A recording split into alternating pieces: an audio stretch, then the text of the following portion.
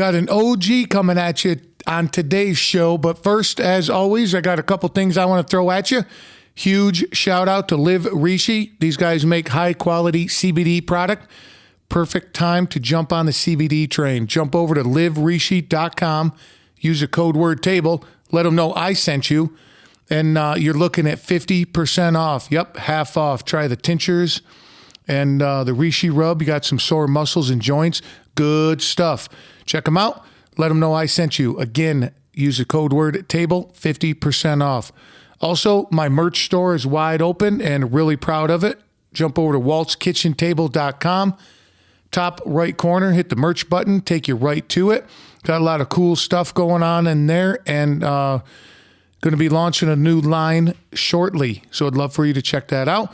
And reviews, whatever platform you are listening to this on, if you could jump over and hit the stars. I found out you don't have to write anything anymore. Just fill out the stars, and it helps move this project around a little bit to get in front of more people. And if you like what you hear, tell a friend or 7. All right, on to the show. Welcome to Walt's Kitchen Table, where I feature captivating stories from fascinating people. Today, we're joined by Glenn. This guy is full of great stories and is an awesome storyteller and just a ton of laughs. Some of the topics we hit on, remember your brother Andrew. That's a great story. Writers' rounds, you ever hear of those? How about scheduling his father's funeral? And by the way, his father is still alive. And the story about his brother, well, I'm just better let him tell you about that. So let's get to it.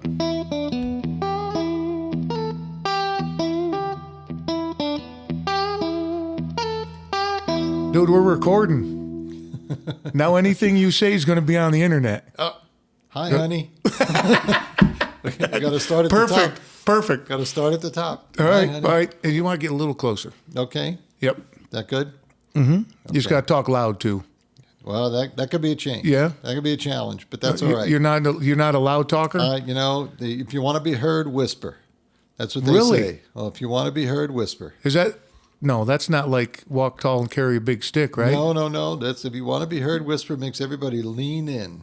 Ooh, good advice. Good advice. Listen to everybody out there in the podcast world. Just got to whisper. Right. and in this scenario, they get pissed because then they got to turn the radio up. So you got to talk, I got to have it loud so they turn it down. Or pull over to the side of the road so they can hear it above the engine. Yeah. Right. Dude, in the truck I drive all day long, you can't hear nothing. You rattle and bangs and all the way down. So, well, thanks for coming down, man. This has been a long time. Yes. I think the last time I saw you was at the Story Slam, wasn't it? That's right. Man, you took my spotlight. Really? Yeah. Sorry. No, you ain't sorry. Okay, a little sorry. No, that was a fun story you told. Yeah. See, the story I told prior to that, the one before was funny, right? Right. So I said, you know what, I'm going to try, just to change it up a little bit, I'm going to try a serious one and kind of bring it down a little bit. And it was more for my practice because really, would you get like a swag bag out of it? I got the coffee mug or the drink thing. Yep, right. Yep. That we were just talking about, right? Exactly. Well, to give people some context, what it was is we got that idea from the Moth. Yeah. You ever listen to the Moth? Absolutely. Yep. The Moth Radio Hour. Yep. And they got a podcast now. Woods Hole, Massachusetts. Oh, that's right. That's where it's from. Yep, that's right. Yeah. Huh. But we got that. That's our go-to when we travel. Yep. We turn that on. And Montclair had a story slam. And Val took me there on a surprise date. Didn't know what I was going to do. They called me up there. And I was like, she's like, you didn't know you were coming? Nope. You got stories? Fuck, lady, I got stories. You probably killed it. Yeah, I was the only one got standing ovation. So that was a fun time. And then again, I went back the second time, right, where we were with you, and I kind of went story about my back and stuff like that. Yeah. Just kind of. My wife remembered that. She said, "Oh, how's Walt's back? Ask him how his back's doing. Yep. So it was Still going good. A memorable story. Well, that's all that matters then, right? That's right. But I think people lean more toward comedy and lighthearted, right? When they go out for a fun night, they want to have fun. They don't want to see dark and dreary. It depends on what the topic is. It's like, favorite funeral stories aren't always favorable. Big draws. Well, I got some funeral stories. Whew. Oh, well, hey, did you know that was a big thing? That's probably still going on today, but not as many people get buried, right? Right. More, cremation and all that. Yep. But you know that the casket doesn't go in the ground. It goes in the ground, but it goes in a concrete esophagus. Like a case esophagus. Yeah. Well, there you go. There you go. So everybody would leave and they'd dump the body out and then take the casket back to the funeral home and resell it to them. No. Big time. Really? Yeah. Well, it's recycling. That is true. It's part of the Green New Deal, I guess. There's no reason to. But that was real big back in the day. I don't know how big it is now. But yeah, they just sit and wait for everybody to leave and they toss it back in. Well, that type of thing is going to happen no matter where you true. Take any industry and they're going to do that kind of shit. Right. They're going to find a way to skirt around things and make money. Yep. Yep. Sad but true. Yeah, very sad. Sad but true. Hey, so you pay $10,000 for that casket, and so did the next guy, and so did the next guy, and so did the next guy, and it's the same casket. Yeah, my dad lives in Wilmington, North Carolina. He just did the arrangements for his own funeral down there. Oh yeah, and he's being cremated too. So when he finished making the arrangements, he called me and he said, "Oh, it's all taken care of, all paid for." I said, "Okay, good. When?" Can we schedule this at an appropriate time?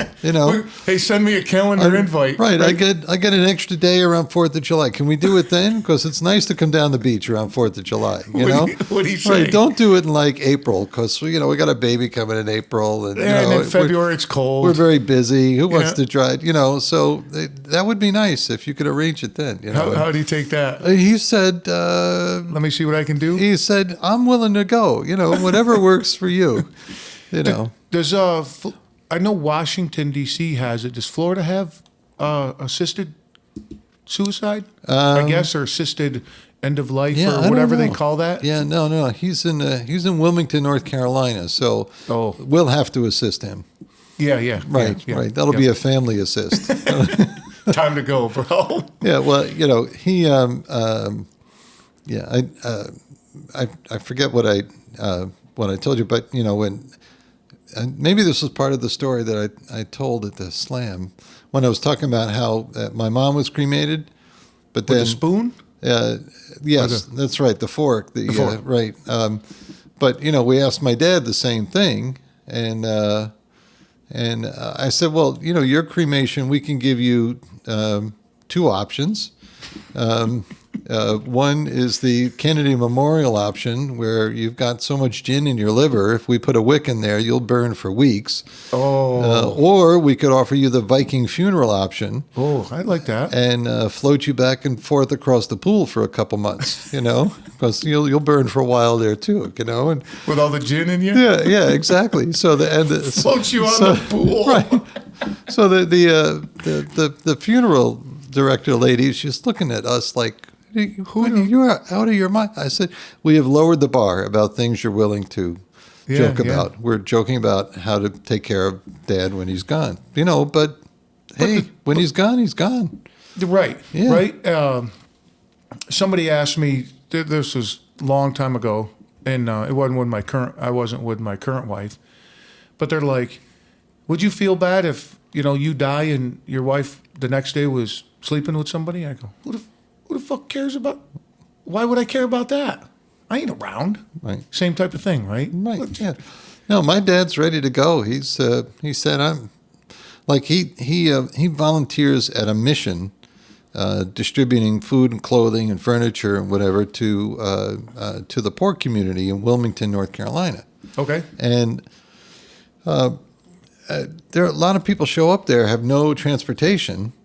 and they'll say, well, I need a crib and baby clothes and food and whatever. So they bring out all this stuff, and they're like, oh, how am I going to get this home? So my father's like, oh, I'll drive you home. So here you've got the whitest man in America driving people to non-white areas, and he's like, what do I care? They kill me. I go be with mom. If they let me live, I deliver the stuff. Either way, I win. Yeah. So he's ready to go. That's awesome. Yeah. That's a good attitude instead of woe is me and all that, because the thing is, we're not getting out of this alive. Right. Right. And I had a guy tell me, I love this analogy, that living your life is like being in a plane crash. Mm-hmm. You know you're going to die. You can bitch about it the whole way down, or you can have a good time. Right? Right. And it sounds like your old man's having a good time doing it. Yeah. Well, what do they say? You're either going to, how do you want to go? Do you want to go, wringing your hands and worrying about, can I stretch it out another day? Or do you want to go at 90 miles an hour and screeching to a halt on the edge of the cliff? Just, live every day like it's your last one. Don't miss any opportunity to tell the people that matter to you that they matter to you and that you love them, and live without fear. If you've got a, I don't know, however you believe, but I mean, if you believe you're going to a better place, then let's go. Yeah. Okay. But don't sacrifice the time that you have here doing this, thinking that you're going to a better place and it's going to be better over there. Yeah. Well, right? It's make today as great as you can for everybody you come in contact with. Yeah. And it's like this. It's one conversation at a time. I look forward to seeing you today. Yeah, that was a lot of fun. So far, maybe the best part of my day, if that's how you live in the moment, get the most out of the moment. Yeah, we're huge on living in the moment. Don't think that what I'm going to do at 8:00 tonight is better than what I'm doing now. Because if I'm thinking about that, I'm not sitting here with you. Right. And then I'm just losing it. And why are we even doing that part? Right. Man. Exactly. Yeah. I may not make it to 8:00 tonight. I'll be sleeping by then. Yeah. I may not make it home. Yeah. Well, that is true. That is true. Yeah. Are you from North Carolina? No. Grew up primarily in New Jersey. I moved 12 times by the time I was 17. Almost every year. Huh? And I thought my dad was in the witness protection program, but was he like in the military or something? Yeah, no. He just either changed jobs. He was in the liquor industry, and he kind of like changed jobs, trying to get better positions. Going like as a distributor or like sales for distributors. He would sell to distributors most of the time. Okay. So he always worked for the manufacturer. So. He worked for Heineken. He worked for Southern Comfort. He worked for some of the brands, but half the time the moves were they'd rather move than repaint. It seemed like half the time, Some vagabonds, huh? Right? But it seemed like every time they move, they'd get new carpeting. I think he bought enough carpeting to cover the Garden State Parkway over the years. It is a parkway. So a parking lot. Anyway, so we moved primarily in New Jersey. So real quick though, so he would buy a new house and carpet it before he moved in? No, he'd do it a little at a time after we were there. Oh, okay. And then it seemed like when they laid down the last piece of carpeting, he'd move again, So, I mean, my mother went with her girlfriend one time to keep her company while her girlfriend was going to look at a house. Girlfriend didn't buy it. My mother bought it. Oh, get out of here. Yeah, my mother came home. She said, hey, I went with Jerry to look at the house. She didn't like it, but I did, so we're moving. My father's like, okay, back up the truck. No shit. I think we kept a moving company, the Lyndhurst Moving Company. I think we kept them in business. Kept 20% of their business was you guys. Yeah, I mean, we got the calendar every year. Got the calendar. That's great. But always in New Jersey. You always moved within New Jersey? Almost all in New Jersey. We lived in southern New York State for a year in Tallman, which is up near Suffern. And then we lived in a suburb of Philadelphia called Newtown Square for a year. And then otherwise it was Nutley, Clifton, right around here. Nutley, Clifton, Bloomfield, then Wayne, then Kinnelon. So you would, your dad would, or your parents, you'd be in Nutley, and then they'd buy a house in Clifton, and you'd move. Yeah, oh yeah. No, one time we were living in Nutley, and they bought a house cross town, and just moved cross town. What was the reason for that? They just liked the house better, and Wow. they didn't mind. And we were in one place. We actually built a house in Clifton at one point, and we were there for almost 5 years. And I got so disoriented. Every year I'd have to change my bedroom around. I'd have to like move the bed in a different place. Because you're so I was so used to to move. I had to reposition everything because, well, first of all, I had to find everything I left under the bed. But, and move it around. And then move it around. So, oh my God, that's awesome. That was kind of built into our DNA. Now, are you, as an adult, are you a vagabond too? We were on that path, but we broke the chain. Okay. When we were first married. How long you been married? 38 years. It'll be 38 years. Congratulations. Thank you. Thank you. That's awesome. 38 years of being with a wonderful woman. Can she hear this in the mic? Well, yeah. I'll edit it out. No, please don't do that. That may be the only thing to keep. No, she's been great, and we've been blessed with 5 great kids and whatever. But when we were first married, we had a 1-bedroom apartment. Then we moved to the first floor of the house we were living in, and then we moved to Minnesota, and then 3 years later we moved to Atlanta, and then 3 years later we moved to Boston, and then a year after that we moved back to New Jersey. And now, what took you all to those places? Work? Primarily work. Okay. Following. I'm in the event production business, so I was following opportunities with the same company from New Jersey to Minnesota to Atlanta to Boston, and then back here to New York. So, It sounded like you had the 3-year itch. Yeah. Every 3 years you were moving. Yeah, again, my kids thought I was in the witness protection program at a certain point.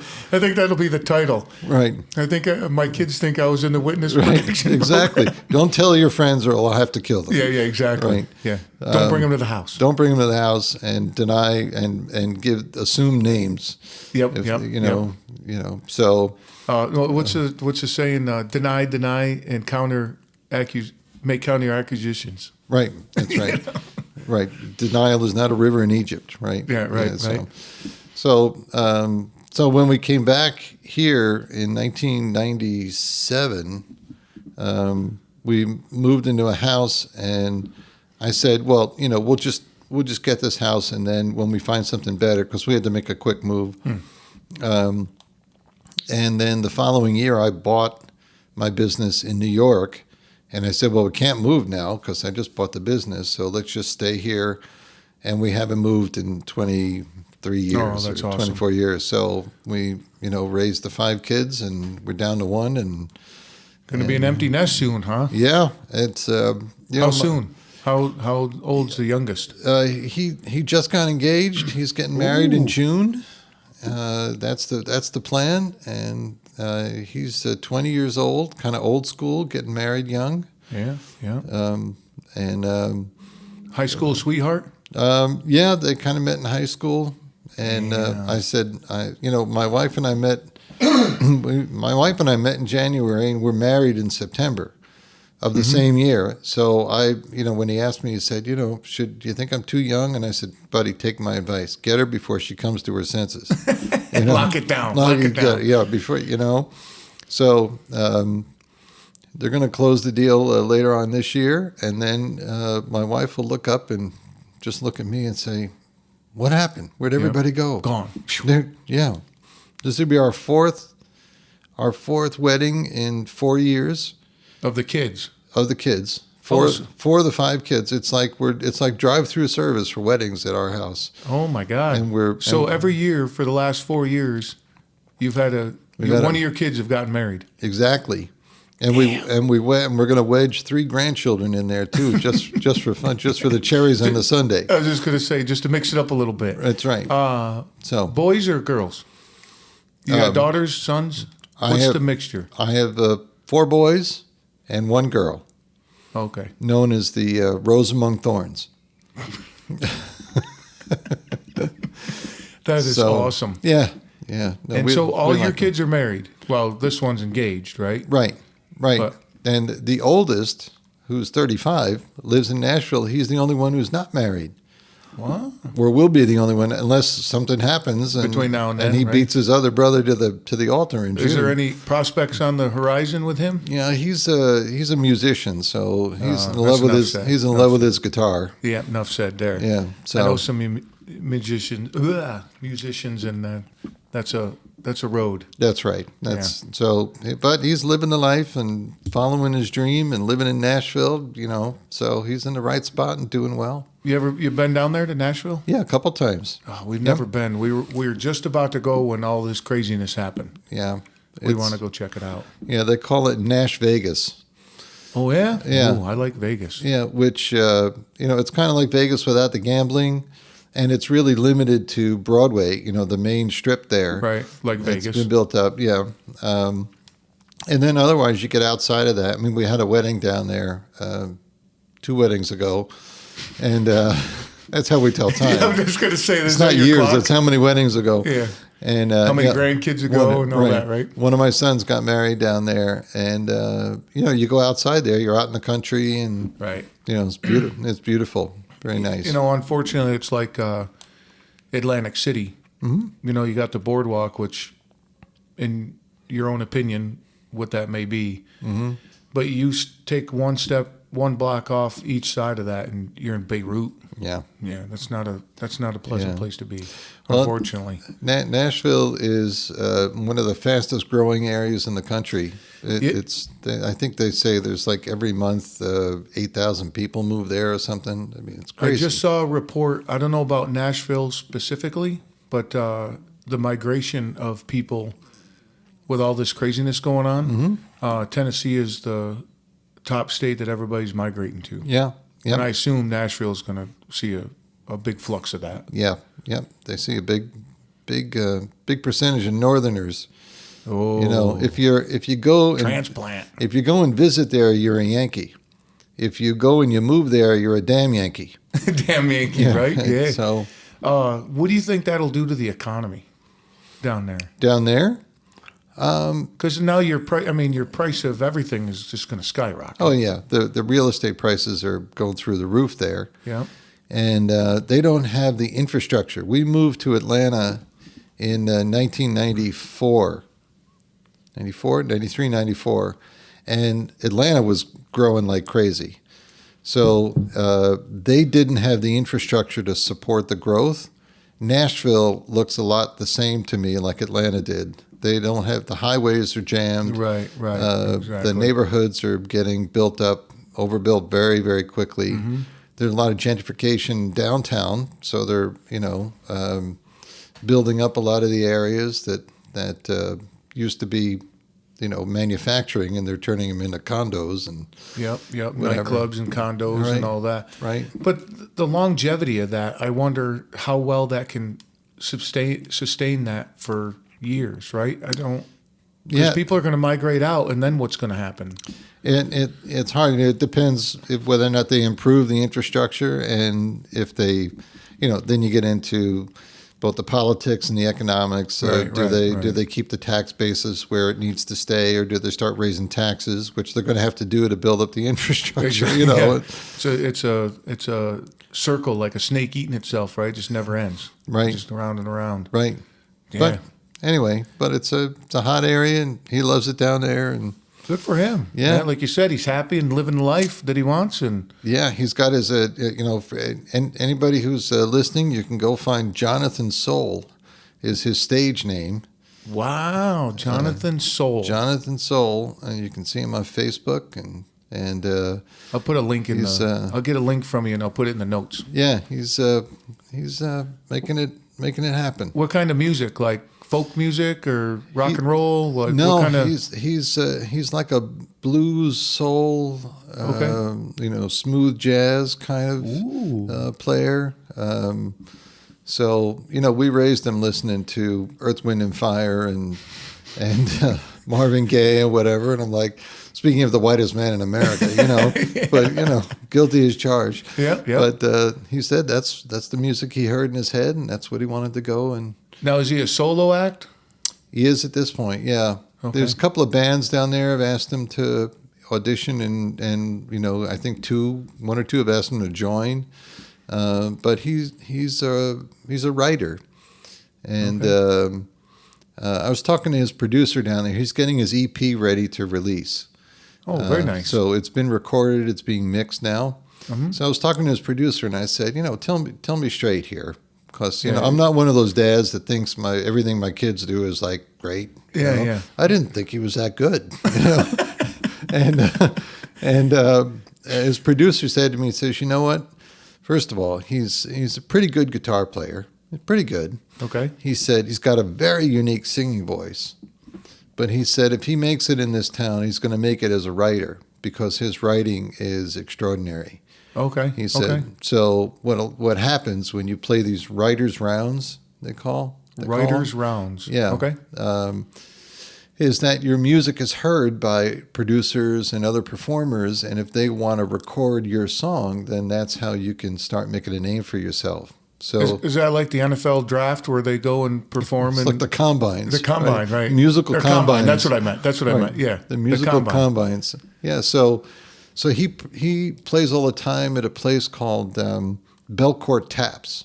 Okay. Which is this little hole in the wall place, but they have a permanent stage set up and complete sound system in place. And what you do is you book an hour, and then you invite 2 or 3 of your friends to come in, and everybody takes turns playing songs that they've written.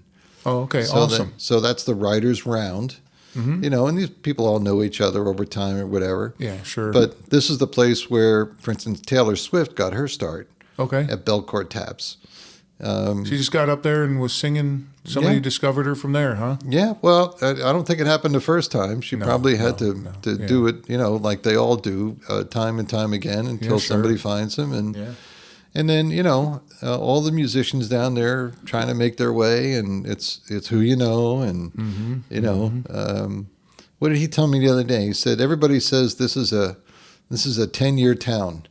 If you come in here after 10 years, you will have made it by then. Or you will have realized that's a nice hobby. I'm going to go, get a job. 10-year town. Yep. Wow, So that's kind of neat.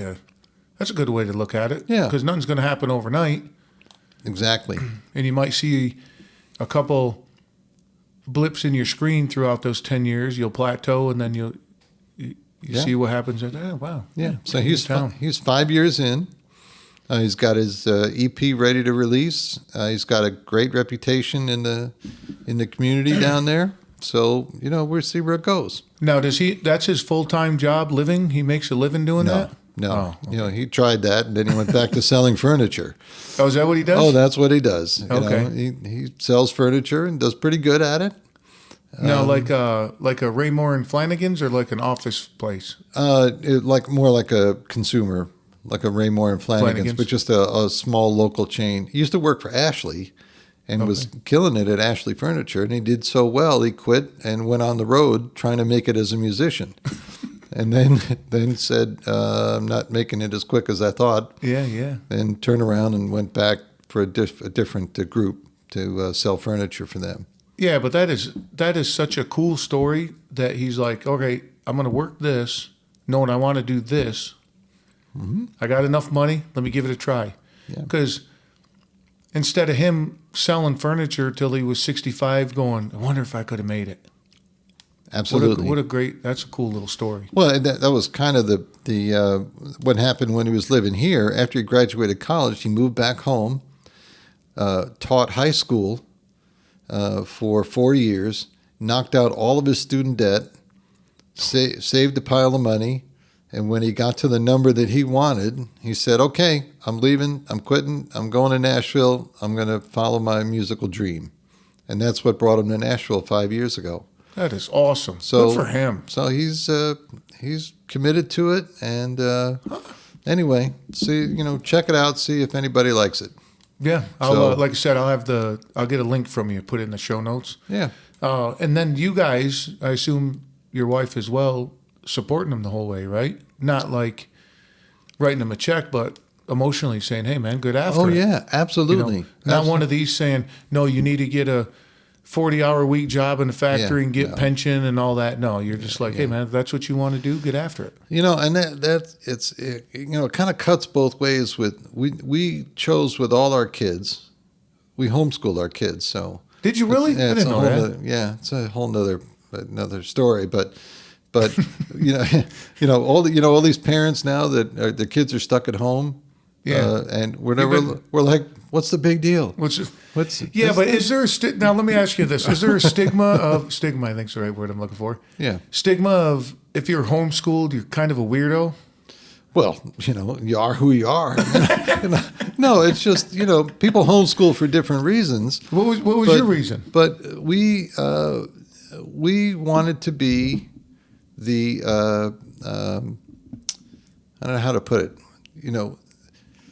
I don't know, this gets real esoteric here, but the way we educate kids now is different than the way we did it 100 years ago, 120 years ago. It used to be the one-room schoolhouse where you had all the different ages influencing each other.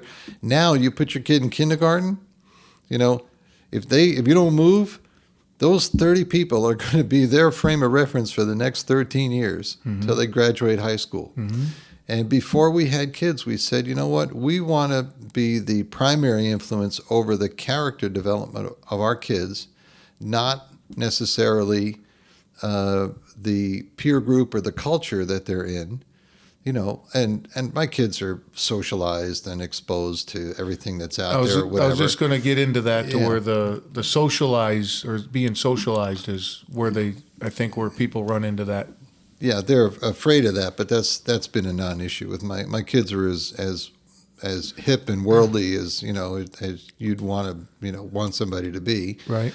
But we were the primary influence over their character development, and then the academics kind of take care of themselves.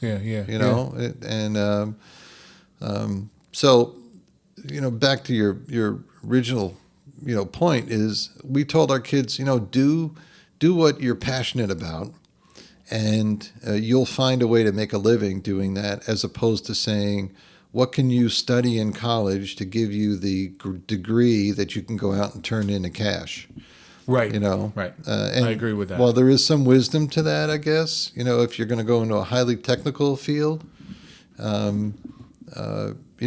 we've graduated 4 of the 5 kids through undergrad. My daughter's pursuing her master's now because she's loves academia.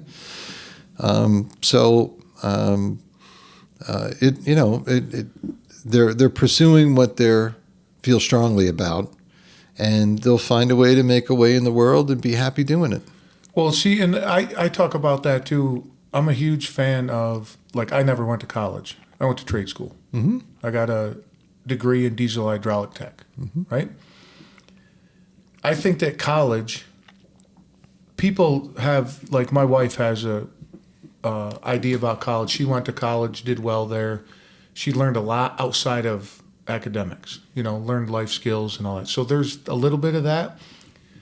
But man, I'm a big fan is if you don't need a higher education, like to be a doctor or a lawyer or something, there's nothing wrong with a good trade school. Go learn how to be, if you like plumbing, fuck man, be a plumber. You can make a really good living doing Never that. met a poor plumber. No, me neither. No, never met a poor plumber. No, or a contractor or something like that, No. Mechanic, anything like that. My youngest has watched his 4 older siblings pay their student loans. He said, I'm not doing that. He's going into a trade, and he just got hired working for Tesla. No shit. Doing what? So he's going to work in the solar energy division. Oh. So that's a big growing area. Solar energy, like solar panels and that kind of thing? Yep. That's the largest... growth industry or something? No, the largest industry that employs ex-cons. Really? Well, maybe we can get him to commit a crime. No. But because of the work environment and the exposure to where they're at, because most of the time you're out in the fields, putting up the big wind turbines and Right. doing that kind of thing. Yeah. Yeah, it's the wind turbines and the solar panels. It's the biggest. Well, that'll make his mother feel better about his career choice. Well, so okay, thanks for yeah. bringing that up. Yeah, no problem. Yeah. But I just thought that was an interesting fact. Yeah, And yeah. I think that's cool that they give the opportunity there. right? Absolutely. Yeah. And it's a growing field, so they get into that field, They and it's can growing, do very growing, well. and growing, and they can go into different directions. Yeah. And I think it's now Elon Musk is Yeah. the richest car salesman in the world. Right. Could be. Could be. What'd they say, 165 billion? Yeah. Something like Isn't that. that crazy? Yeah. Anyway, So yeah, no, I've hired ex-cons in the past, so I got no problem with him No, being in that zero. environment. Yeah, no, yeah, no. and he'll do well. So my point is, he's eschewing the higher education to pursue something that he likes, working with his hands, loves, being outside. That's been the other two jobs he's had. So we support him 100%, just like the other kids doing whatever they're doing. that's awesome. And that a couple of years ago, I took that turn in my employment. I'm outside all day long, working with my hands and driving truck and doing all that. And I love that. Yeah. It's amazing. That was And then this project gives me a creative outlet as well. Sure. Yeah. Yeah. I mentioned before, my dad was in the liquor industry, wound up as vice president of Heineken International, had the 11-piece suit and the office and the whole expense account schmear or whatever. Yeah. There were some days he'd come home and he'd say, you know what, I'm going to get a bread truck. He said, I think a bread truck route sounds good. You get up in the morning, you load it with the bread, you drive around all day. When the truck's empty, You're done. you park the truck, you go home, you take a nap. Yep. And you get up the next morning and load the bread up and drive around, Yep. There's some value to that. Absolutely. And I wanted to circle back around a little bit about kids being socialized. We live as you see, we live in a big apartment complex. And I told Val that makes me really happy with our newborn coming, with our baby coming, to see all the different humans in this building. Yeah. And be exposed to all the different cultures, and I'm very excited about that. Yeah. And on the other front too, talk about building an immune system, being exposed to all that. Right. I'm happy about that. Right. I grew up playing in the dirt and cow manure and everything else. My immune system is like Fort Knox. Right. That explains a lot about you. What, playing in the mud? Yeah. Or the cow shit? Yeah, I would have guessed this.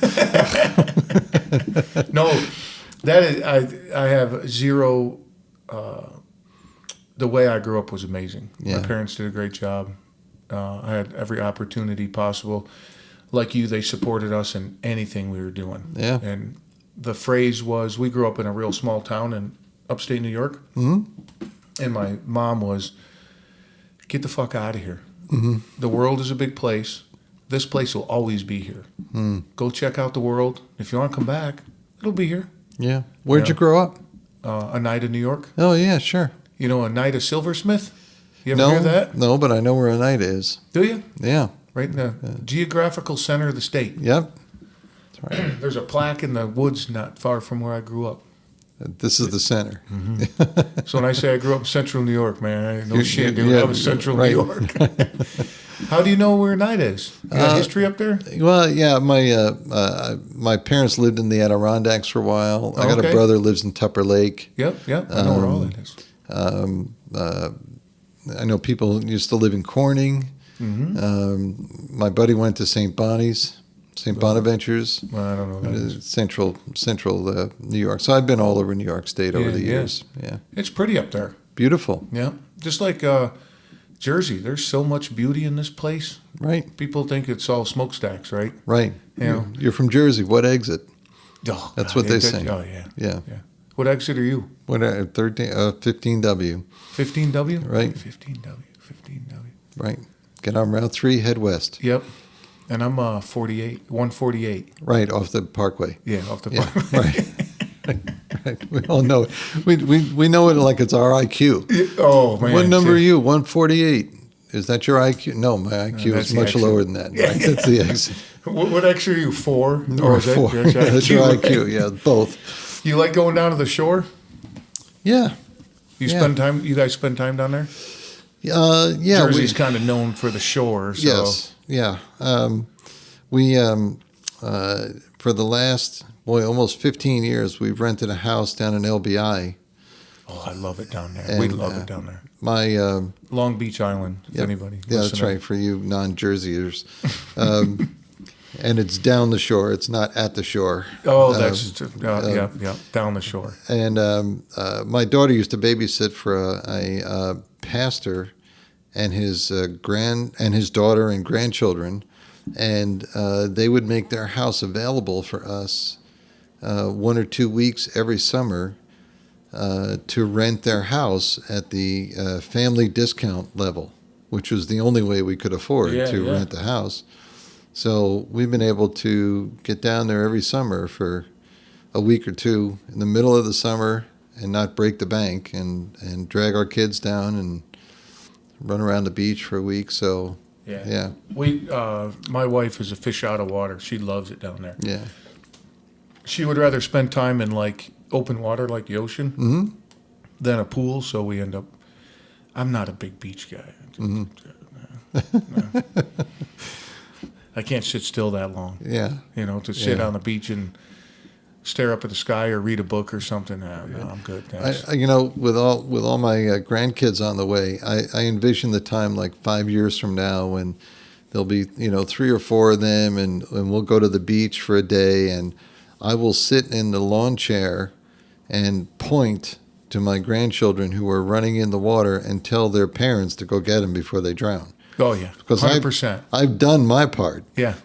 I've chased John's over there. You got to get him. I chased you when you were little. I'm not chasing your child now. That's your job to chase them. As a grandparent, my job is to wind them all up and leave. Right. Yep. It's not, I'll bring like a laser pointer, and I'll like say, this one's too close. Go follow the laser pointer and go retrieve that child. Laser pointer.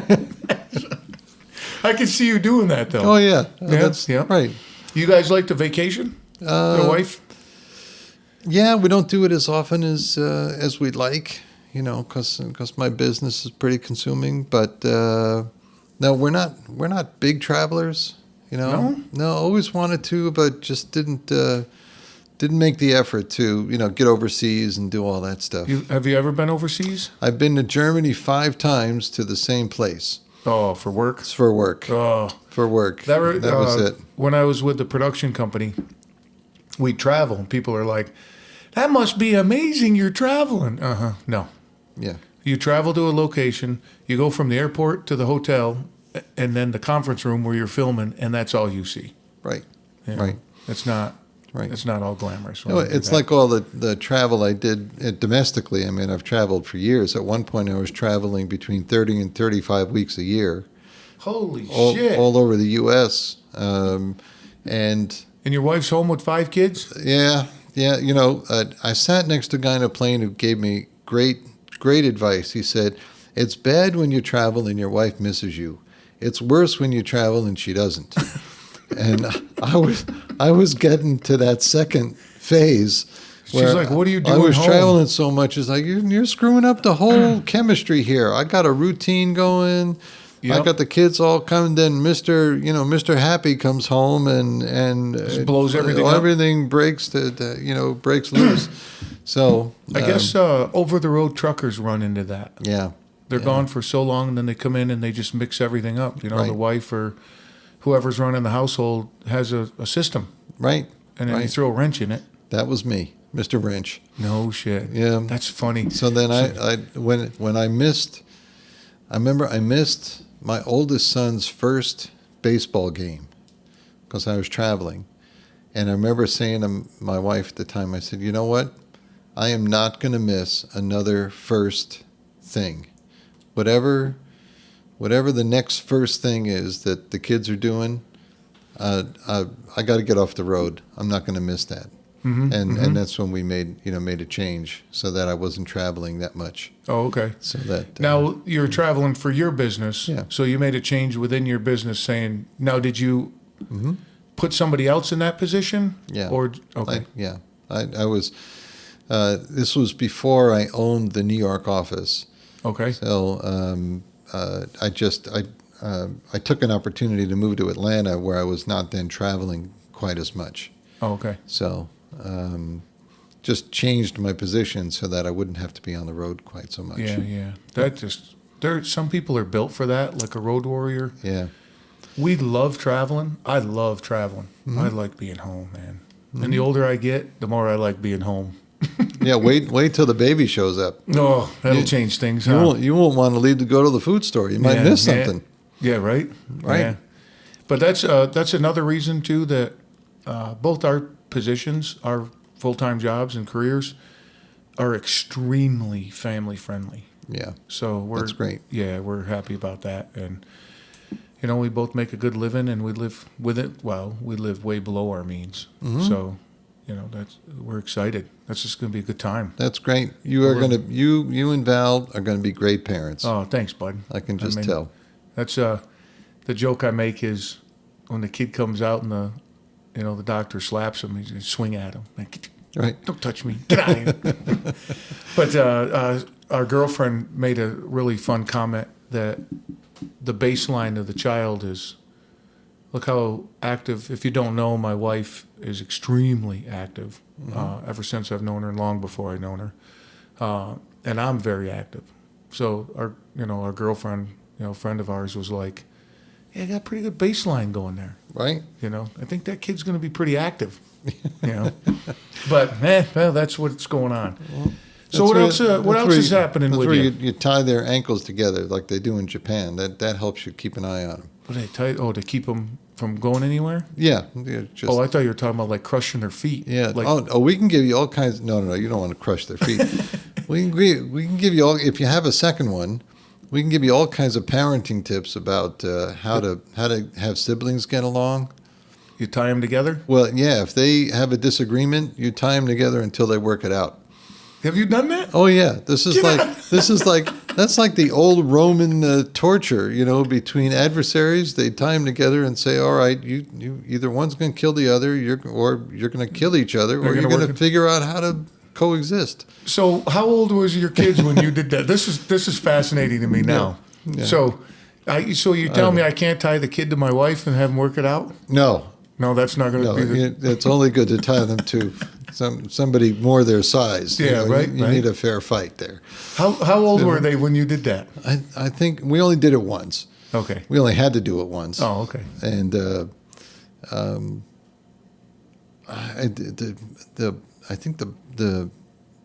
trying to remember. Yeah, I think it was my son and daughter.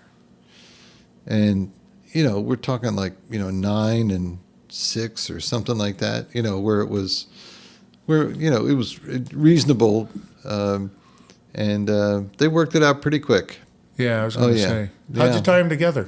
I know people are like, how they tie them together? Yeah, I think it was like a big rubber band or something, or okay. It wasn't like chains or anything. Hanging them upside down with their feet. And by the ankles. And my oldest son. I know you're probably not answering it, but one more parenting tip. My oldest son, at one point spoke to my wife in a way that I didn't appreciate. Okay. And he was about 13 at the time, and I'm not the world's strongest, biggest guy, whatever, but I was strong enough under the circumstances. I picked him up by the shoulders and held him against the wall, and I said, "We are like a pride of lions. I'm the old fat lion. You are the young, healthy lion." And you're probably thinking, I think I can take him. Let me just assure you, if you ever talk to your mother like that again, I will be the first one to sign your cast. Whoa. Do we have an understanding? And he's like, yeah, we do. We're good. We're good. And you only have to do that once, because then they tell the other kids. Listen, man, And then he's lost it. He's crazy. Don't talk to one, yeah, I didn't even raise my voice. I just got his attention. Yeah. And then you just have to do it once, and then it's good for the other kids. Well, the other thing too is like with my parents, especially my mom. I'm sorry, I'm just laughing because Dyfus is probably going to drive to my house. Yeah, I was just going to say tying up kids and put them up against the wall, and especially both my parents, especially my mom. It was I was scared to lose her respect and her love. So there's even to this day, she passed away. She's gone. If I go do something, not as much anymore being an adult, but in my 20s and stuff, man, would my mom be pissed if I did this? In the back of my head. Yeah. And that she never yelled at me. Of course she yelled at me, but not like hit me and slapped me and yelled and screamed at me. No, it was the keep it up. Wait till we get in the car. Fuck. God. Okay, I'm good. No, I'm good. What? You good? Yeah, I'm good. Yeah. I used to work with two of my staff that they were having a conversation one day. They came to my office. They said, "Did you ever lose your temper?" And I said, 1978. They said, "What happened?" And I said, "Well, my therapist and parole officer told me I shouldn't really talk about it because it brings up the rage." And they're like, "What?" And my therapist, right, parole officer. Right. That's awesome. So every once in a while, I just walk by their office, and say, "Careful, I'm having a 1978 moment." Yeah. Is it 1978? No. It could go any minute, And so anyway, but that's the way that you don't have to yell at your kids. No, you certainly don't have to hit your kids. No. You just have to, let them know that they have a lifetime of friends. They only have two parents. Yeah. And I don't need to be my kids' friends, especially when they're little. I will always be their parent. Yeah, right. And then as they've gotten older, we've become friends, much better friends. Yeah. Much better friends. When you're 10 years old, I'm not your friend. I'm your parent. Right? Is that what you're saying? Exactly. Yeah. And I'm not responsible. Don't ever start a sentence with, "Well, so and so got a such and such. They got a cell phone. They got an iPad. They got a thing." Right. I'm not their parent. I'm only your parent. I don't care what they got. Yeah. I'm responsible for you. I'm not responsible for them. So my funny story about my mom, in that way, I wanted a 3-wheeler growing up, and they're a fucking death machine. And we've had 3-wheelers, 4-wheelers, dirt bikes, snowmobiles. Anything we ever really wanted, we got. So I don't have that complaint. But for some reason, I was bitching and I wanted a 3-wheeler. And she's like, "No, we're not getting a 3-wheeler." And I said, "I'm going to call child services and tell them that you won't give me a 3-wheeler." And she's like, "Oh, okay." She dialed the phone for you? No, it was back in the day, it was a cordless phone on the wall, right? So she gets the cordless phone off the wall, brings it over to me, hands it. She goes, "Go ahead, call him." I'm like, "What? Really?" She's like, "Yeah, no problem. Because by the time they get here, they'll have a reason to be here." And I was like, oh, okay. No, I guess I'm not calling him. But cute, never raised her voice. No, go ahead, call him. Right. I think, man, I remember that. Yeah, I may have told you this, before, but when I was with my youngest son at one day, and we were in church, and this family that knows our family real well was having their first baby. Okay. And they came up to me and they said, "You're a really nice kid. Do you have any tips on raising kids?" And I said, "Actually, it was pretty easy. I got the 5 of them together one day, and I said, 'You remember your brother Andrew?' And they said, 'No.' And I said, 'Exactly.'" and everybody's been really good as gold since then, So it's like a running joke in the house. If any of the kids ever piped up, The others would be like, "Hey, remember Andrew? Remember Andrew? Careful." Oh, You know, is that like the "I brought you into this world, I can take you out"?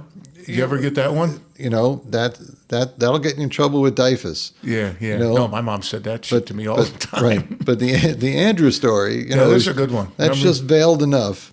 Yeah. So when your baby's like 8 years old and having a temper tantrum, just ask them, "Do you remember your brother Andrew?" And they'll be like, "No," and you're like, "Exactly." Yeah.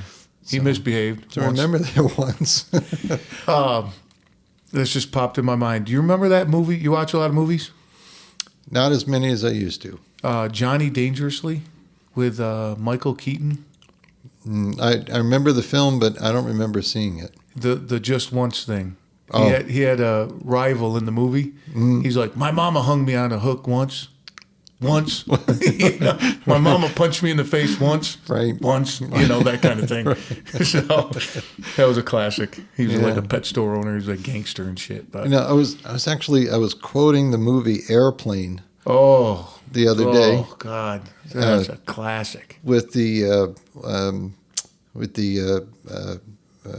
when shenanigans going on last week, in the country. With the Capitol and all that bullshit. I quoted. I picked a bad week to stop sniffing glue. Yeah. Picked so, a bad glue. Yeah. Jeez, I remember anyway, that. let's not go down that path. No. That's one of my little caveats for this thing. We don't religion and politics. We don't stay away. Yeah. I like talking about happy things. With kids too, because the whole daughter thing came up, right? Yeah. And I know there's multiple versions of it, but the one that I reference is in Bad Boys, where a kid comes over to pick up his daughter for a date, and Will Smith and Martin Lawrence are like, acting all tough and shit like that, and I'll go back to prison, Make sure she comes home at 10 because, I don't mind going back to prison, that kind of thing. Well, that's, if you have a daughter, which I guess we'll find out in a couple months. Yep. Like I said, the gender reveal party is the day it's born. The day it's born. If the day comes when a young man comes to pick her up, what you do is you look out the front door and you look at the young man's car. And what you do is you ask him and say, "Hey, look, before you guys go out tonight, do you mind if I take your car for a spin? I'm going to get up to the highway around 120 miles an hour and do some donuts and see if I can't, find out what it's capable of." And the young man will probably say, "No, I don't want you driving my car 120 miles an hour." And then you say, "And you know what? I want my daughter to come home in the same condition she leaves the house." Because nothing's more important to a teenage boy than his car, right? So just threaten his car. And, that's awesome. Yeah, let me take that and beat it up for a while and see what you think. Right. Yeah. Would that be all right? The other one I saw that was pretty funny is a guy opened the door and threw a shotgun shell at the kid, and he caught it, and he goes, "After 10, that moves a lot faster." That was a good one. That's a good one. But that's the doctor too said to my wife and I, if you have a girl, he said, looks at my wife, said, the whole daughter dad thing, he goes, don't fight it.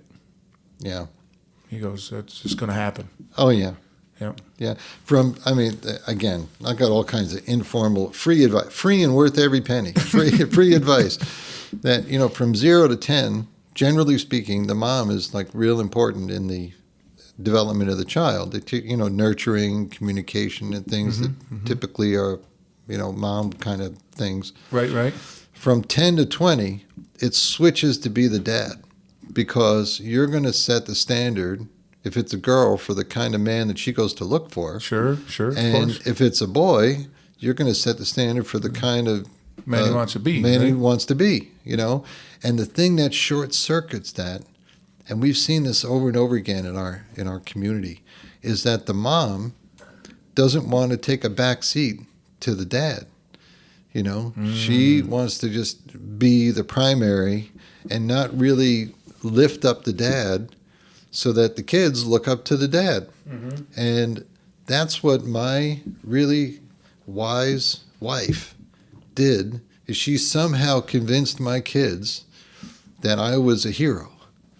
You know, fiction, of course. Sure. You know, Not all heroes wear capes, man. right? But you know, she supported me or held me up so that they looked up to me. That's awesome. And if our kids have turned out, you know, well at all, it's because my wife, in part, was wise enough to take a step back and let them look up to their dad. Yeah, you know, and you're thinking in the second half of that, it's the dad, right? Yeah, well, because then the kids start, you know, they start rationalizing a little better. They start really paying attention. You know, I mean, they're watching all the time anyway. But, you know, you're not fooling them at all. But well, we all know that women run the world, dude. Absolutely. 100%.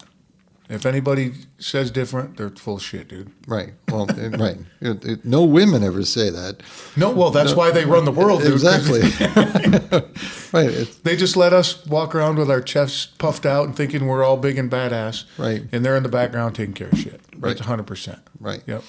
Yeah. What are they saying? My big fat Greek wedding. You know, the man is the head, but the woman turns the neck. Yeah, that's you know, I could go with that. That's for sure. So, and you know, the old cliche too is, you know, behind every good man is a better woman. No, behind every good man is a surprise mother-in-law. Sorry, dad jokes. Dad jokes. I love dad jokes, dude. One of my favorite dad jokes. I've got granddad jokes. Oh man, really? Sorry. Yeah. Okay. What's the difference between a dad joke and a granddad joke? They're even stupider. Oh, okay. All right. Wow. How can you get worse than some of these dad jokes I got? Try me. All right. What's your favorite granddad joke? Put you on the spot. Come here. I'll slap you into the wall and make you a walnut. Damn. Bad, huh? Oh. That is. One of my favorite recent jokes I like is, if I had 50 cents for every time I failed a math test, I'd have $8.37. Right, that's right. I like that one. That's right. 5th grade, the best 3 years of my life. That's a classic. Right. I graduated from, the whole years in 5th grade. That's awesome. Right. Nah, but family, dude. Mm-hmm. We could talk about family all day long. We were on a business trip years ago, and we were sitting at it was like the reception. It was one of these business cruises, company cruises. Like you went for business? Yeah, for business. It was an incentive trip that we won and whatever. Oh, okay, yep. And, I remember those back in my salesman days. So the night before, we're at this reception thing, and we're sitting there with my 2 friends from California, my wife and I, and this mother-daughter from Texas. And the mother-daughter from Texas were hysterical. I mean, they laughed like they were calling a herd of pigs. They were just that's loud. Just a great audience for a joke. Yeah. And so they mentioned some story about their family. And my wife says, she kind of teased this up. She says, "Oh, don't get Glenn start talking about his family, because we'll be here all night." So that, of course, lit the fuse. Of course. And so everybody else is at this, hoity-toity cocktail hour, with their pinkies out, sitting there. And the 6 of us are sitting over in the corner crying because we're laughing so hard, because I'm telling them about my crazy side of my mother's family, and these 2 women are howling like they were calling a herd of pigs, man. And people are just coming over and saying, "What is so funny?" And nobody could stop laughing long enough to tell them, because they were, when you laugh so hard, you're out of breath. Yeah, that and you get primed up, right? So everything's just funny at that point. Right. Well, now you teed it up, dude. Whether it's funny or not. Right, right. Well, now you teed it up, dude. We got to hear it. What do you got? What's your go-to? Well, we got multiple choice. My grandmother, your grandmother, my mother's mother. Okay. Italian, 2nd generation, one of 4 sisters. the youngest of four Poor sisters. bastard. Crazy. No. I'm thinking of their father. Yeah, no, he left. He left. So my great grandmother raised her four daughters by herself. Ooh. After this was an arranged marriage, so she actually threw her husband out because he was abusive. You know, Okay. so she got rid of him. Raised these four daughters, and these four daughters were like, you know, tie the sheets together, crawl out the window at night, kind of. No shit. For, Time frame, you know, like in what year? like 1910 to 1925, something like that. You know. Yeah.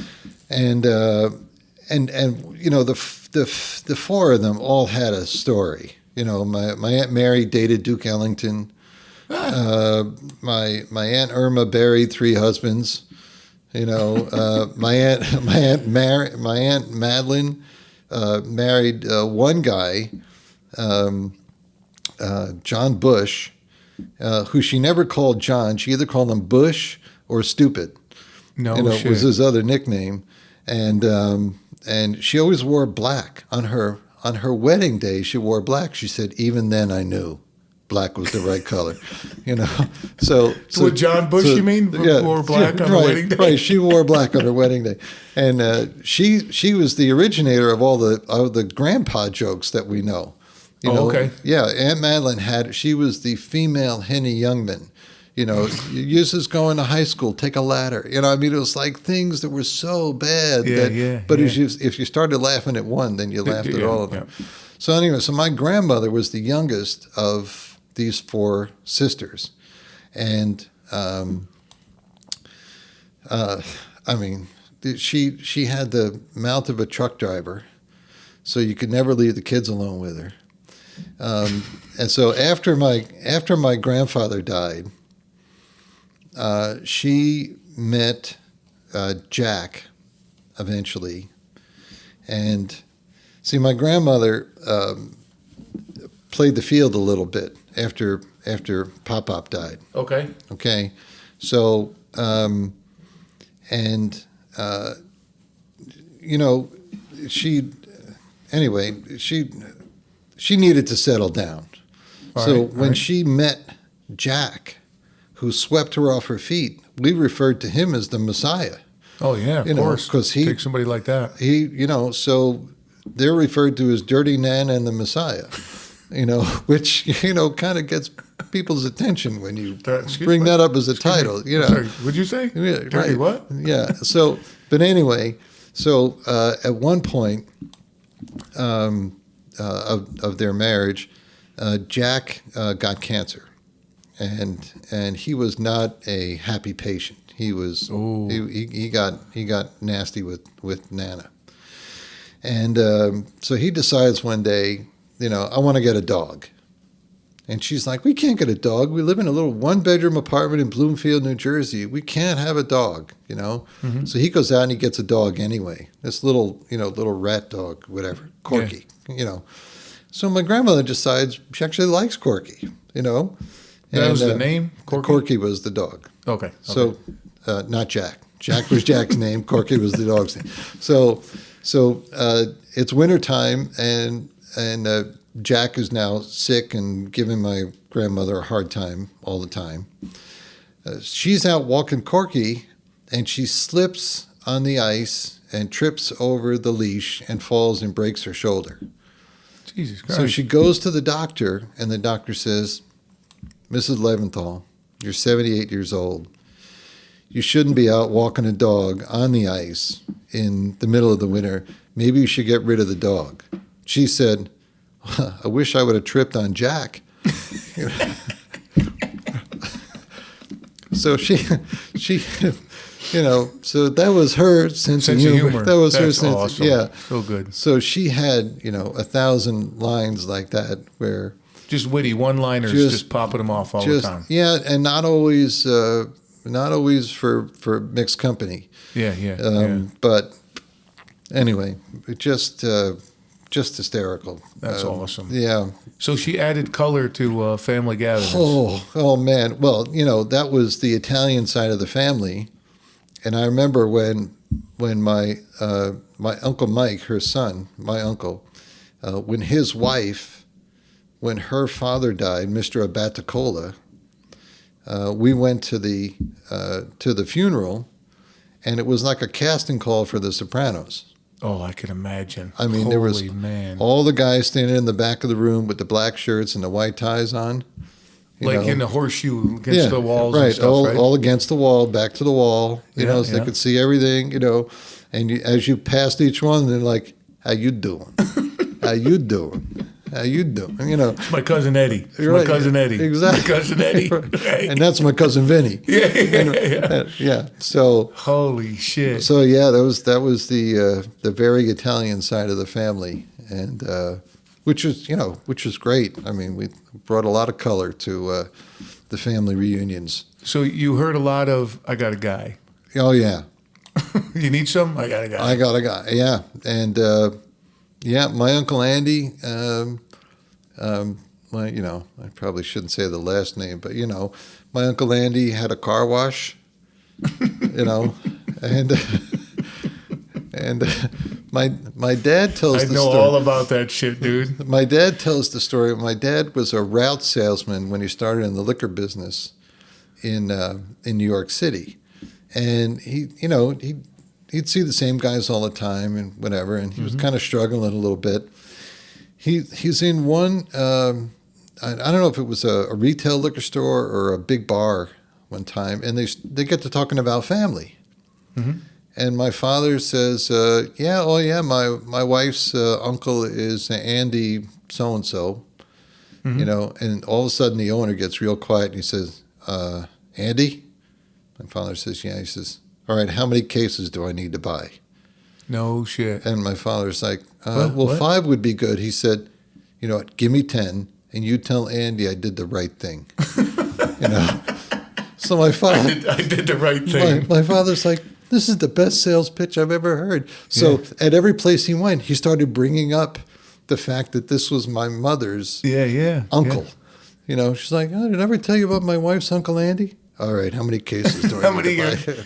Well, hell, there's nothing wrong with that. If the whatever works. Yeah. Oh, so God, those are stories, old stories and family and connections. And I know a guy and do this, and one hand shakes the other, and one hand slaps the other back, and Uncle Andy always had a cigar in his mouth that he never lit. Really? Yeah, he just was always chewing on cigars. It was like, he didn't chew tobacco; he chewed a cigar, and and then he'd spit it out and chew a little more. I was just gonna say, would he bite it all the way down to the nub, and then start a new one? Yeah.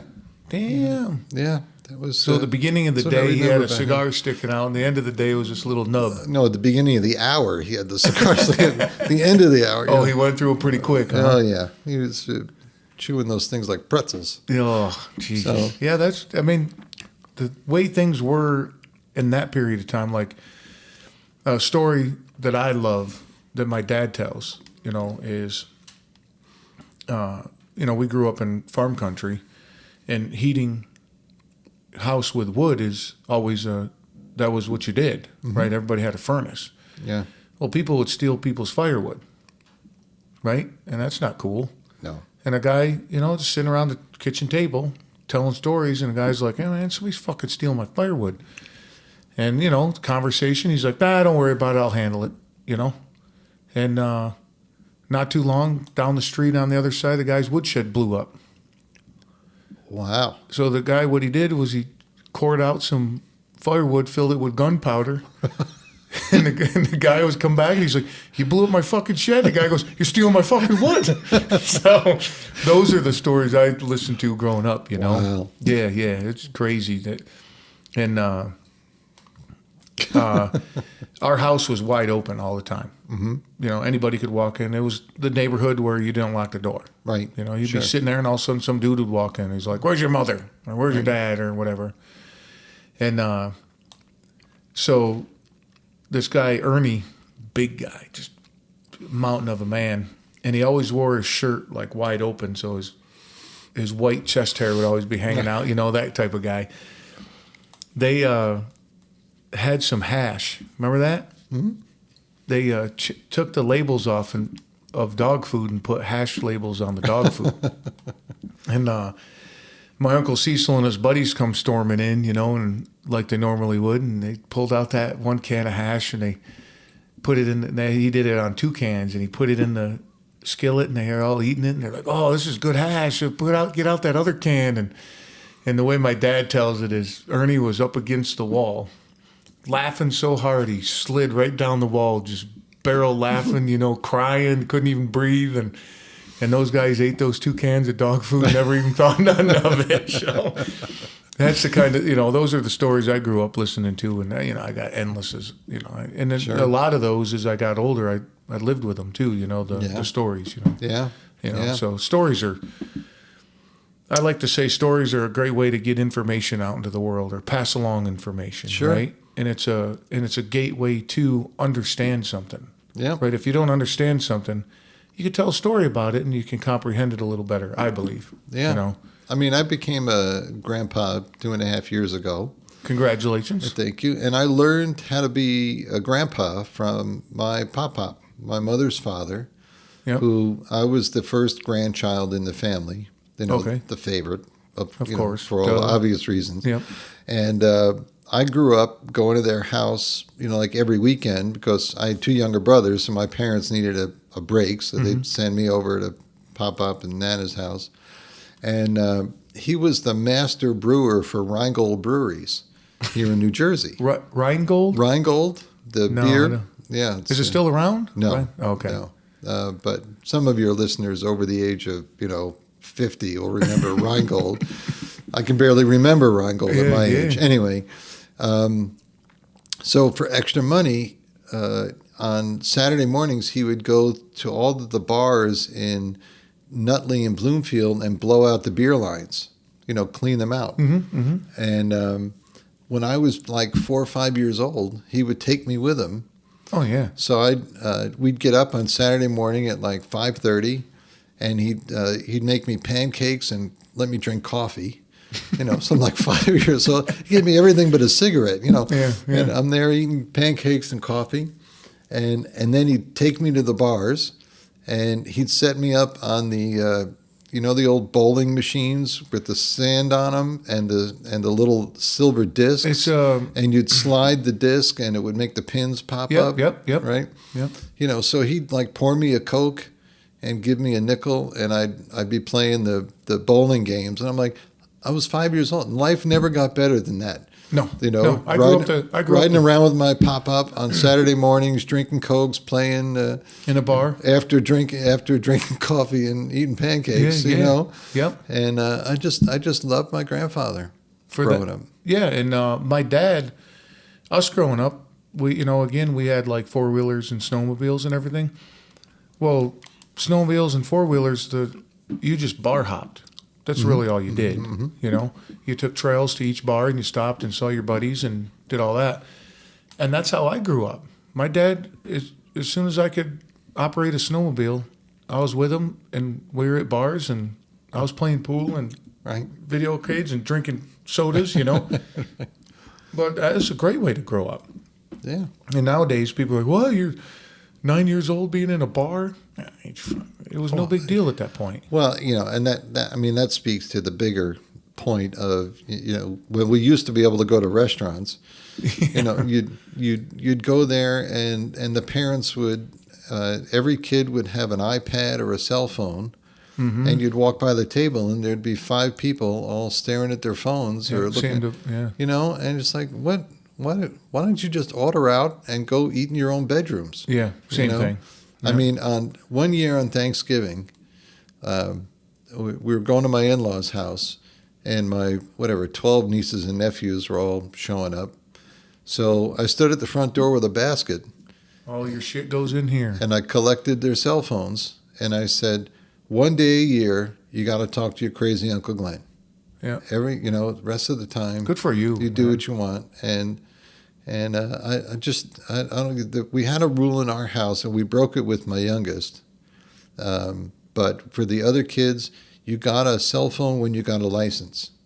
Wow. Because up till that point, I knew where you were, because I probably had to drive you there. Yeah. And I knew who you were with.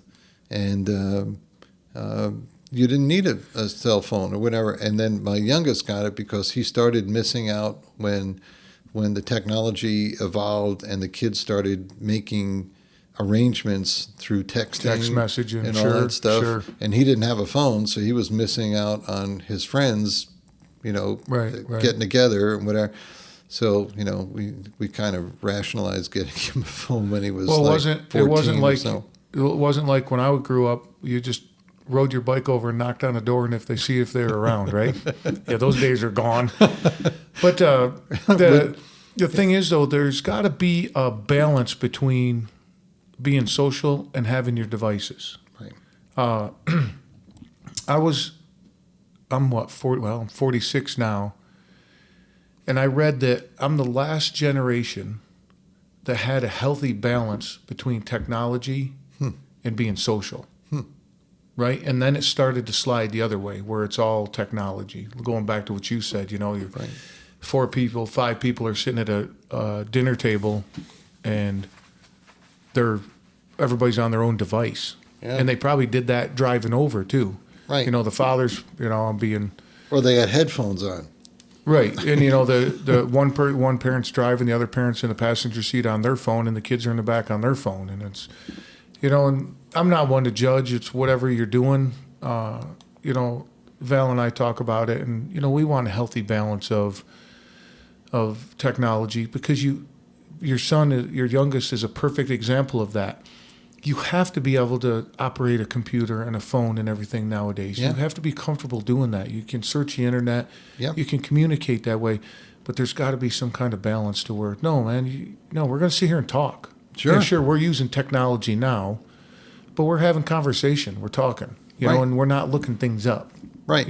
Right. And we're not entertaining each other by showing each other another TikTok, or clip, a meme. I'm a big fan of memes. Yeah, yeah.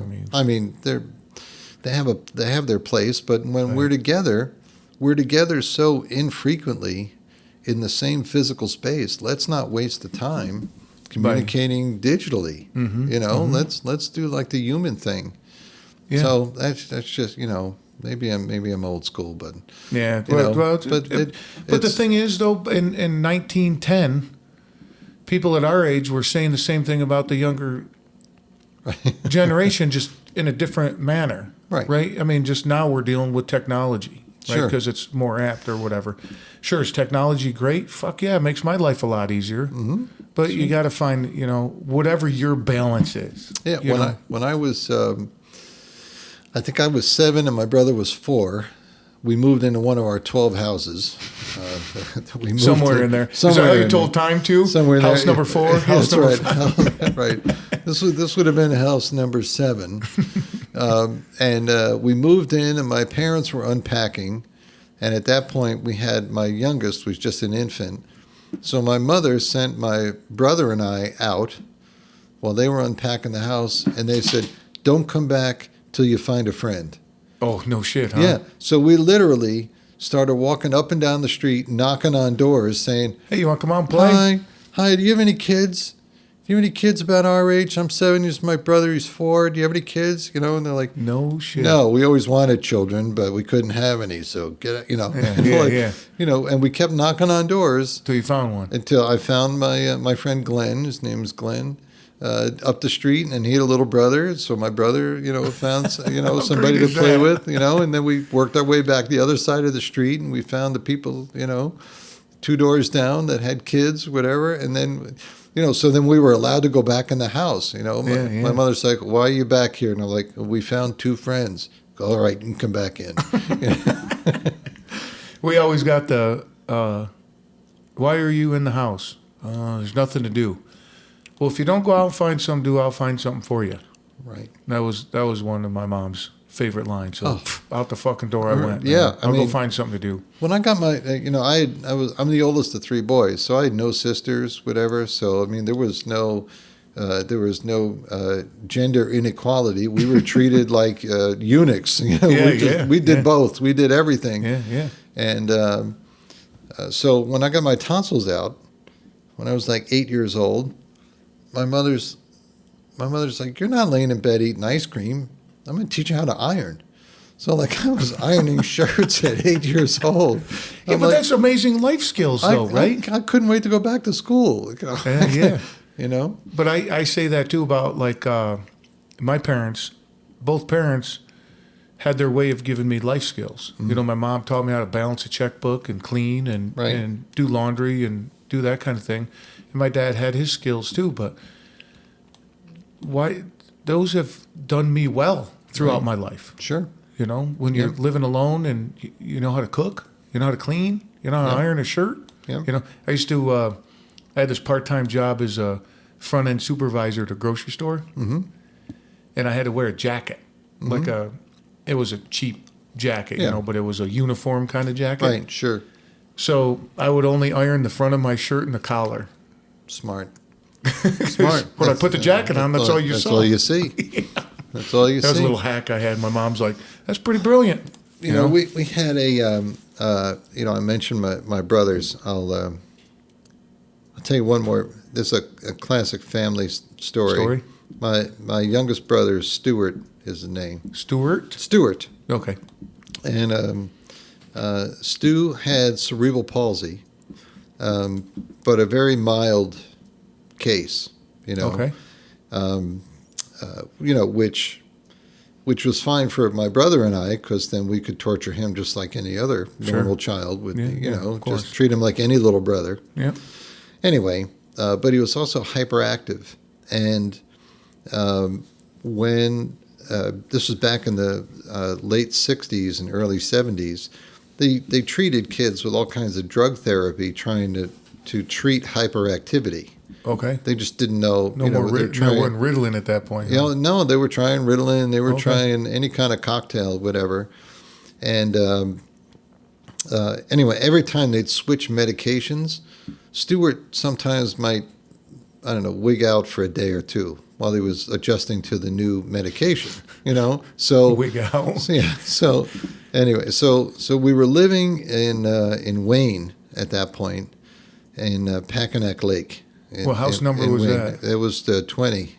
What house number was that? That was house number. That would be house number 9. Nice. Right. So, anyway, I was away at school at that point. And so Stuart was probably 8 and Chris was 11, around that. And so Stuart was going through one of these medication switches.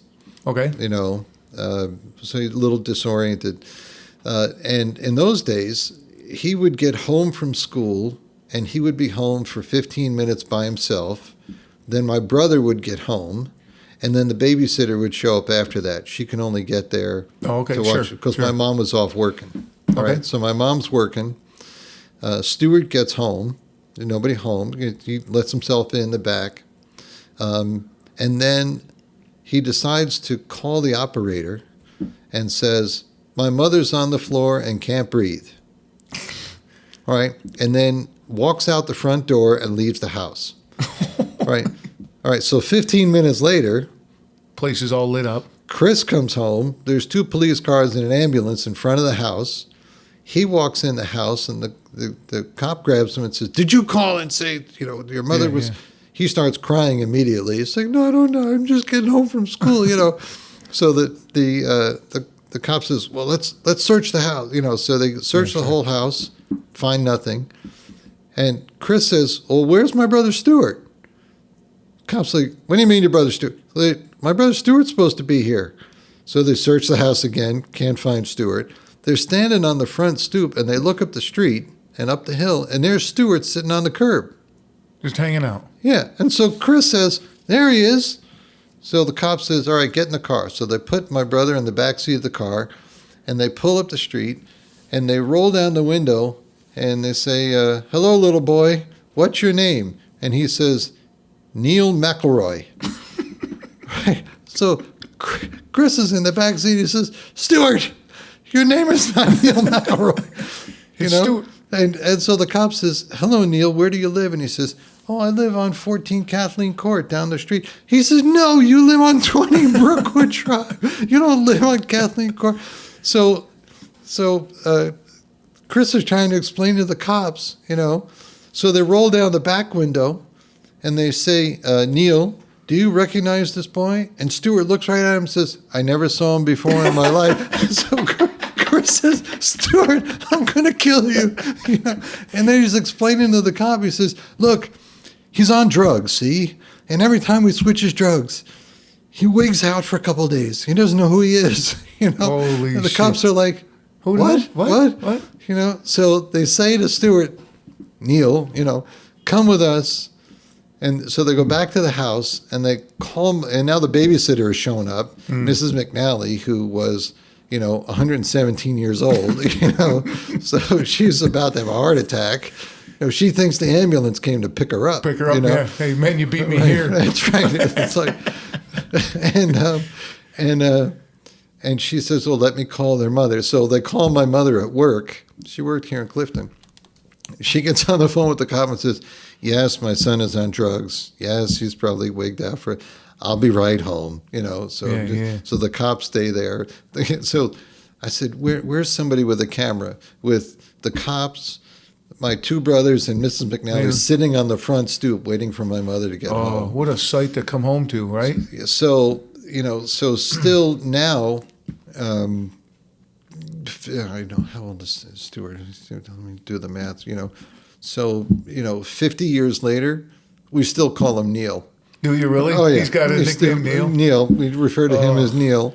I've never seen this man before. Never saw him. Totally deadpan. Never saw him before in my life.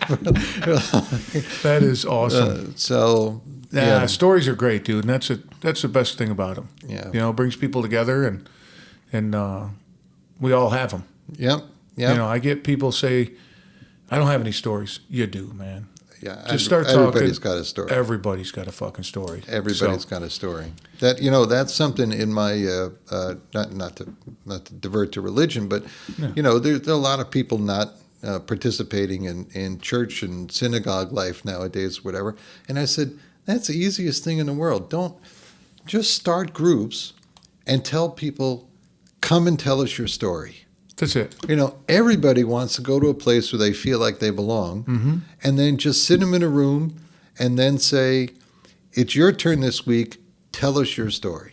Tell me your life story. And people will love telling their life story. They'll eat it in up. most cases. And that's how you build, because now you feel like you know that person, and you've built community. And you know what makes them tick, how to care for them, all those things. Yep. And then next week, you go to the next person and say, all right, it's your turn. Tell us your story. What do you got? What do you got? And then people start to look forward to it, and they start remembering stories. And right. I'm going to tell that one next time. I'm going to tell that one next time, Right. And I get it on this show here. A lot of the gems are after the microphone turns off. Because the guest is all wound up talking, right? Because at first they sit down, they're like, okay, I guess we're just going to start talking. And then they just get all wound up and we have a good time. Okay, man, I got to shut you the fuck down, dude. It's been a while. and they still want... Right. I got the message. Don't worry, Walt. Don't worry. Did you pick that up? That's right, I did. Did you pick that up? Mr. Subtle, yeah. But do we have like a halftime or something? Yeah, right. Intermission. Right, intermission. But then the mic shuts off and they still want to talk, which is great. I'm all about it. But everybody's got a damn story, dude. Yeah. You just got to be able to tell it. You're serving a great public service here. There we go. Giving humans PSA. A place to tell a story. Yep. I love hearing them, though. Yeah. You're a great story recipient. Oh, thanks, man. You're a good audience. Good audience. You laugh at the dad jokes. I mean, you gotta laugh at dad jokes, man. You can't ask for more than that. I found a shirt. There's two things we're gonna leave off at this. I found a shirt that says, "This is not a dad bod; it's a father figure." And then in little print says, "I'll show myself out." And then I'm gonna order a onesie, Right. And it says, "Do you even lift, bro?" So that's right. That's I'm right. gonna have all that. My kids used to tell me, they said, "Dad, you need to get in shape," and I said, Pear's a shape. Round is a shape. Yeah. Round is a shape. I use that too. People say, I need to get in shape. Pear's a shape, bro. Right. Dude, thank you so much, man. I truly enjoy your company, and Same here. You are welcome, of course, anytime. I'd love to have you back, or I can come to you. So yeah, we'll definitely do it again. I heard I need to come down here and congratulate you on being parents, so you couldn't keep me away. Oh, appreciate it, man. So till next time, huh? All right. Thanks, buddy. Thanks. Glenn is definitely an OG storyteller. He's coming back on for sure. So I know you all got shit you want to get done. I'm going to get you out of here. Don't forget, liverishi.com. Use the code word table. Get 50% off. My merch store, waltzkitchentable.com. Check that out. Got some new stuff coming up. Reviews. Love for you to, whatever platform you're listening to this on, just jump over, hit some stars. And if you like what you hear, tell a friend or 5. Until next time, much love.